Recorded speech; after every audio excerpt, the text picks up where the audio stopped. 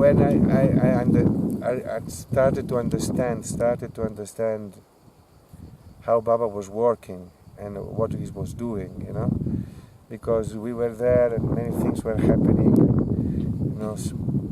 He seemed to read in your mind, to feel all your thoughts, your desires. So we were all exchanging opinions about what's happening, what did he tell to you. We were trying to understand, you know, what was going on there. And I had my very good friend in that it was Tukaram. We were working together with Ram from Switzerland. Hi, Tukia.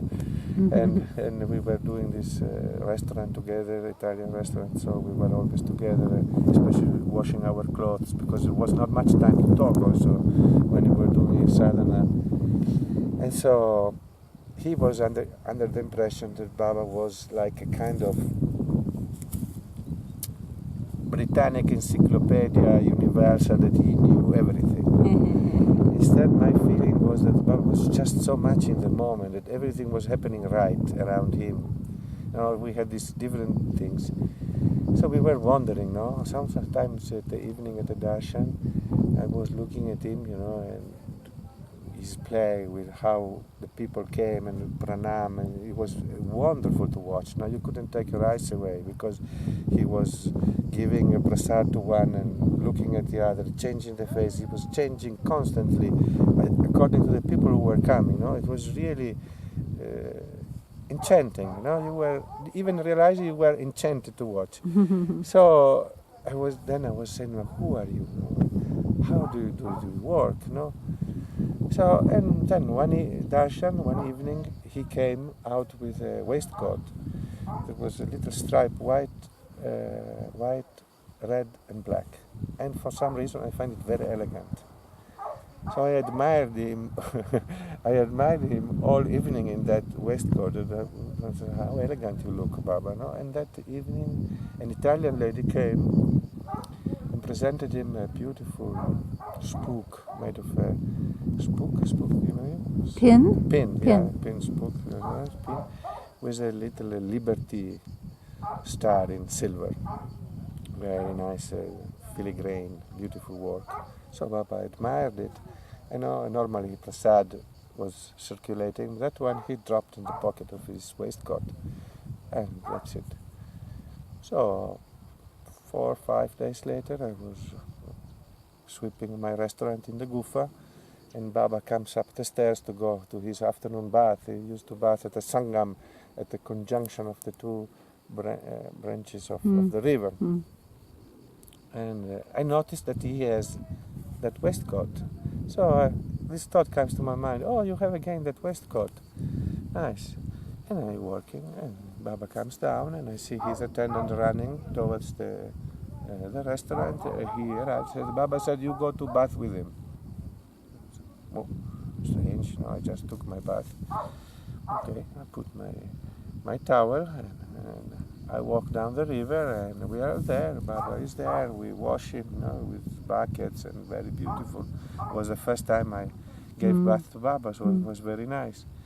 And then while we are there, Baba is getting washed and dressed. A truck is coming up the river. It was very low, the river, so the trucks could come. So, and when it arrives at our height, he stops, and a German man comes down with his niece, a young girl, and I knew them because they were already there for Christmas, and they had left, and now they were coming back.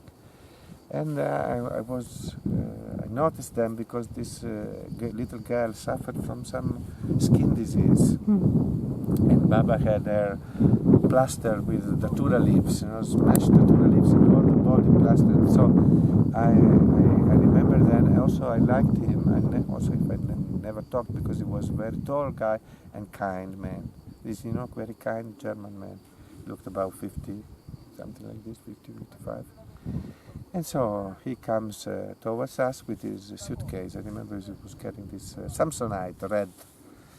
So he arrives in front of Baba, who was sitting on a stone on the riverbed, and he opens the Samsonite and it lowest, and this part was full of gold jewels. He had made for Baba bracelet, necklace, rings, full of gold jewels. We were, oh, Baba was, oh. So he said, Baba, I brought this for you. And so Baba looks around to our hands if we had anything to give him back, a fruit, a toffee, anything. But we were all half naked, we were in bath attire, We didn't have anything. So he does like this on the pockets. And he feels something in his pocket, puts a hand, takes out this silver star, and he gives it to me. And I see this man, Hans, was called, he was white, frozen like this with this thing. And Baba, all happy, and said, Chalo. So we go, and we walk away with Baba. I turn, and I see this German still frozen staring at this star, silver star. So a couple of days later, I am doing in the restaurant. He comes, and everybody leaves. We are alone. So I asked him, sorry if I ask you this question, maybe it's personal, but I saw when Baba gave you the star, was a strong reaction. Can you tell me something? He said, oh yes. When I was 11 years old, I got diphtheritis. I don't know if... Diphtheria? Diphtheria, see, this a very strong fever that at the time you could die, no? So he was for a few days in danger of between life and death. And at a certain point he had a dream that he was in a place full of stones, and he saw a hand giving him this silver star, and he woke up healed, and he felt that this dream had healed him. That was his third or fourth visit to Haidakhandi. So somehow he recognized the energy of the place and he connected to that dream. But when he saw this thing presented to him, he was totally frozen. So he left, and I was frozen then, because I said, hey, how is this possible? So he was 11 years old, so this was happened theoretically 40 years before. Baba, that body of Baba was not 40 years old. So, how this thing happened. And how this thing happened that Baba puts on his waistcoat just that day, and he goes to bath when the truck is coming, and he arrives, and he does this gesture like, I don't know what to give you, and then he feels something in the pocket comes out, and it is exactly the star that he dreamt when he was a sick boy. And then how he knows that I was asking, how do you work? So the only time I bathed with him, he brought me there to see this thing happen, this lila happen. So I was there, and my mind was totally blowing away. I said, what is this? Who is this? Not even who, because it's not human. It's what is something. This is a power. So he came down while I was in the middle of this revelation. My mind couldn't grasp the greatness, the intricacy of this thing, and he came down like beautiful, because he was this king. And then I was full of devotion. He became so humble, because Baba was also so incredibly humble. When I was so full of this, because I realized the greatness in that moment, I wanted to worship. He lowered his eyes, in such a humble way, and that's the way. So beautiful.